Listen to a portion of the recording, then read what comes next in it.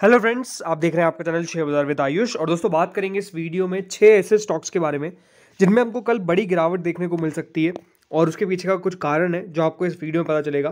दोस्तों, ये जो भी 6 शेयर हम बताने वाले हैं वो definitely on the basis of news या फिर रिजल्ट्स है।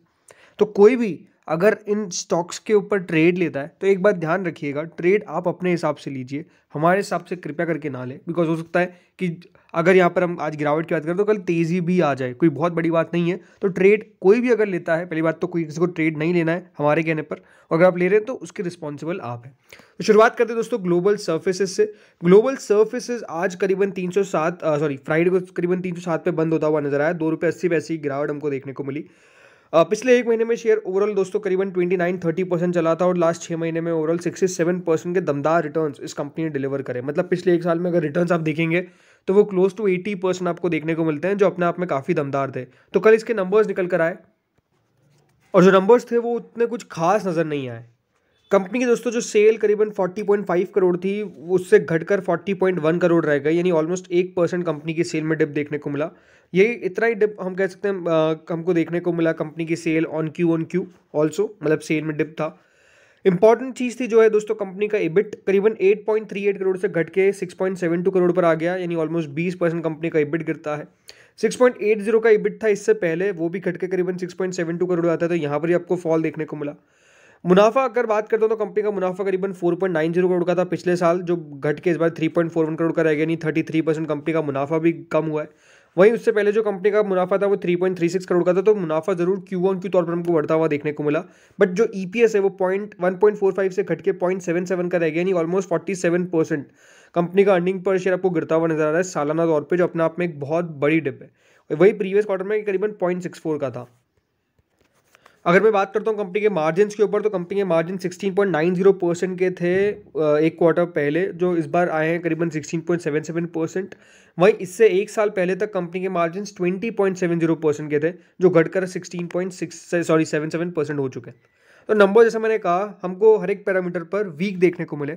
ऐसा नहीं कि बहुत खराब है, बट वीक जरूर है। क्यों? बिकॉज कंपनी की जो परफॉर्मेंस देखने को मिली है स्टॉक की, वो अपने आप में काफ़ी दमदार है, बट उस हिसाब से नंबर्स हमको मैच होते हुए देखने को नहीं मिले। तो यहाँ पर कल थोड़ी बहुत गिरावट हमको देखने को मिल सकती है। अब वो थोड़ी बहुत होगी, कितनी होगी कल वो देखेंगे, बट हाँ जरूर अच्छी गिरावट होने की एक्सपेक्टेशंस है।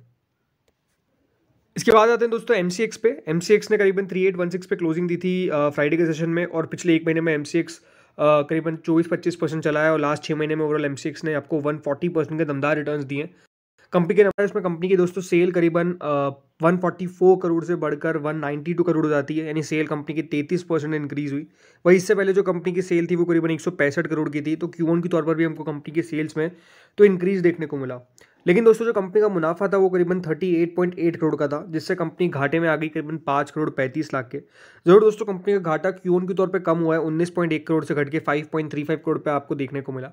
बट नो डाउट देखिए, कंपनी के नंबर्स को और सुधरना चाहिए था। कंपनी एक थोड़ी बहुत प्रॉफिटेबिलिटी में आने की एक्सपेक्टेशंस थी कि हाँ कंपनी मुनाफे में आ जाएगी, बट उस प्रकार से दोस्तों कंपनी ने उस प्रकार की परफॉर्मेंस नहीं दी।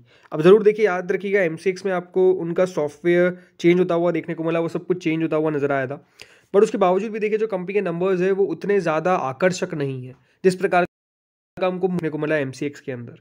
कंपनी का ईपीएस 1.05 नेगेटिव का हो चुका है, जो पहले 7.61 पॉजिटिव का था, और उससे पहले 3.74 नेगेटिव का था। तो क्यूओन के तौर पे तो कंपनी की परफॉर्मेंस तब भी ठीक दिखती है, बट स्टिल कंपनी अभी भी घाटे में हमको कार्य करती हुई नजर आ रही है।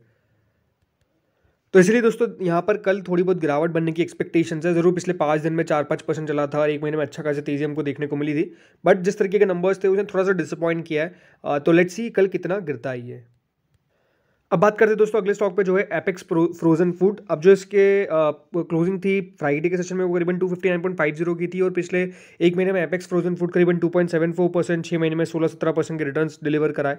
बट जो कल नंबर्स निकल कर आए वो नंबर्स अगेन कुछ खास नहीं थे। कंपनी की सेल करीबन 36% डिक्लाइन कर गई, 231 करोड़ से सीधे आपको 148 करोड़ पर आती हुई देखने को मिली, जो 36% का ड्रॉप था। इससे पहले 241 करोड़ की दोस्तों कंपनी की सेल थी। तो क्यूऑन की तौर पर भी कंपनी ने बड़ा ड्रॉप देखा। सेम में कंपनी का इबिट भी घट गया, लेकिन जो मुनाफे की बात है, कंपनी का मुनाफा 7.75 करोड़ का था, जो घट के 2.97 करोड़ का रह गया, और इससे प्रीवियस क्वार्टर तक कंपनी का मुनाफा 8.34 करोड़ था। तो आप खुद समझ सकते हैं कि जो कंपनी का मुनाफा है वो काफ़ी ज़्यादा हमको घटता हुआ नजर आया। जो कंपनी का ईपीएस था वो 2.48 का था, जो घट के 0.95 का रह गया। एंड जो इससे पहले कंपनी का EPS था 2.67 का प्रीवियस क्वार्टर में, वो घटकर 9.95 का रह गया। तो कल एपेक्स फ्रोजन फूड बड़ी गिरावट का पूरा देखिए कंटेंडर है। अगर मैं मार्जिन्स पर भी आता हूँ ना, तो कंपनी के मार्जिन दोस्तों 7.72% से घटकर 5.71% रह गए, और इससे प्रीवियस ईयर तक कंपनी के मार्जिन्स ऑलमोस्ट क्लोज टू 8% थे। तो कंपनी के मार्जिन्स में भी इम्पैक्ट है, कंपनी के नंबर्स में भी इम्पैक्ट है। तो बिल्कुल एपेक्स फ्रोजन फूड कल बड़ी गिरावट दिखा सकता है।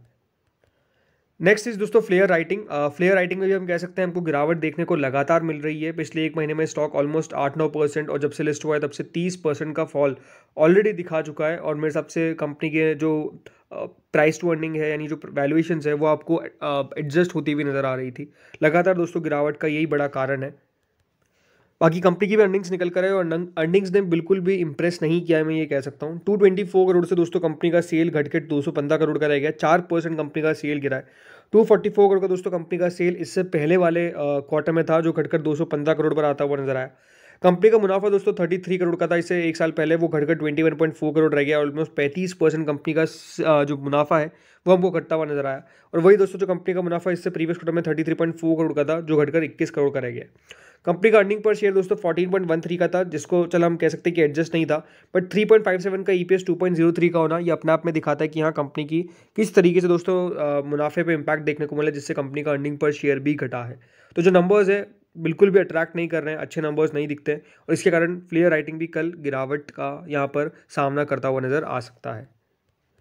इसके बाद दोस्तों अगली कंपनी आती है IRFC। करीबन 153.75 पे क्लोजिंग दिया था, और कह सकते हैं पिछले 5 दिनों में स्टॉक में बहुत गिरावट देखने को मिली, बहुत।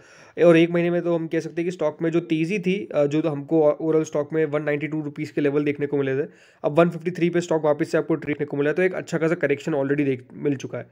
कंपनी के जैसे अर्निंग्स निकल कर आई, और जो अर्निंग्स थी वो बहुत खास देखने को नहीं मिली। मतलब कंपनी का दोस्तों जो सेल था वो करीबन 6218 करोड़ से बढ़कर 6742 करोड़ आता है, 8% बढ़ा। Q1 के तौर पर थोड़ा सा डिप देखने को मिला कंपनी की सेल में। जो बट मुनाफा था वो 1633 करोड़ का दोस्तों कंपनी का मुनाफा था, जो घट के 1604 करोड़ का रह गया। Q1 के तौर पे जरूर कंपनी ने बढ़िया परफॉर्मेंस की, बट अगेन कंपनी के नंबर्स उतने भी ज़्यादा खास हमको अच्छे देखने को नहीं मिले। ज़रूर यहाँ पर कल कोई बहुत बड़ी गिरावट होने की संभावना मुझे नहीं लगती है। हाँ, अगर पूरा सेक्टर नीचे आता है तो बात अलग है, बट जरूर IFC में थोड़ा बहुत आपको कल डाउन साइड देखने को मिल सकती है। वैसे ये बात ज़रूर है कि स्टॉक ऑलरेडी करेक्ट हो चुका है अपने हाई से, तो ये बात ज़रूर है। बट स्टिल ये कि हाँ, अर्निंग्स कंपनी की उस प्रकार से ताबड़तोड़ निकल कर नहीं आई। कंपनी के मार्जिन्स में सालाना तौर पर हमको इम्पैक्ट देखने को मिला है, जो भी अपने आप में एक बड़ा कंसर्न रह सकता है। अगला और आखिरी स्टॉक दोस्तों जो आता है वो है नाहर पॉली फिल्म्स। ऑलमोस्ट 214.95 पे स्टॉक ने क्लोजिंग दी थी फ्राइडे के सेशन में, और पिछले ओवरऑल एक महीने में स्टॉक 4-5% टूटा है, 6 महीने में 7% टूटा है, और पिछले एक साल में कोई रिटर्न्स डिलीवर नहीं किए। इसके नंबर्स निकल कर आए, और जो कंपनी की अर्निंग्स थी वो फिर से डिसअपॉइंट किया है। 160 करोड़ से दोस्तों कंपनी का सेल घर कर करीबन 154 करोड़ पर आ चुका है, यानी ऑलमोस्ट 4% कंपनी का सेल सालाना तौर पर गिरा है। बट Q1 के तौर पे कंपनी का सेल 137 करोड़ से बढ़कर 154 करोड़ आता है, तो यानी कंपनी का सेल Q1 के तौर पर तो बढ़ा है। लेकिन बात नेगेटिव में कहाँ आती है, वो है दोस्तों मुनाफा। कंपनी का मुनाफा 1.46 करोड़ का था दोस्तों इससे एक साल पहले, वो घटकर करीबन 5.20 करोड़ के लॉस में आ गई है कंपनी, यानी घाटे में आ चुकी है, मुनाफे से घाटे में। और वही इससे प्रीवियस क्वार्टर में कंपनी ने 12 करोड़ का मुनाफा रिपोर्ट किया था, जो गिर के ऑलमोस्ट 5.20 करोड़ का लॉस आ चुका है। तो यहाँ पर कंपनी का मुनाफा सीधा सीधा दोस्तों गायब हो चुका है, कंपनी घाटे में आ चुकी है, कंपनी लॉस में आ चुकी है।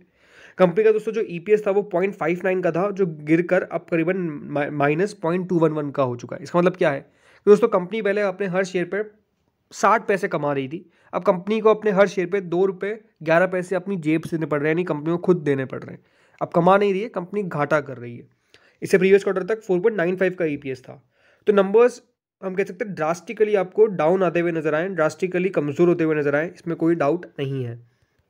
इसलिए कल नाहर पॉली फिल्म्स आपको गिरावट का सामना करता हुआ नजर आएगा, गिरावट होने की एक्सपेक्टेशंस कर सकते हैं। वैसे स्टॉक ऑलरेडी काफ़ी खराब ट्रेड कर रहा है, मतलब अपने 52 हफ्तों के लोस के नज़दीक ही स्टॉक अब चलता हुआ नजर आ रहा है। 198 के इसके 52 हफ्तों के लो है, अब देखते हैं वो भी क्या स्टॉक टेस्ट करेगा। तो फ्रेंड्स, इस वीडियो में इतना ही था। होपफुली आपको वीडियो बढ़िया लगा होगा। ये 6 स्टॉक्स हैं जिनमें कल गिरावट बनने की पूरी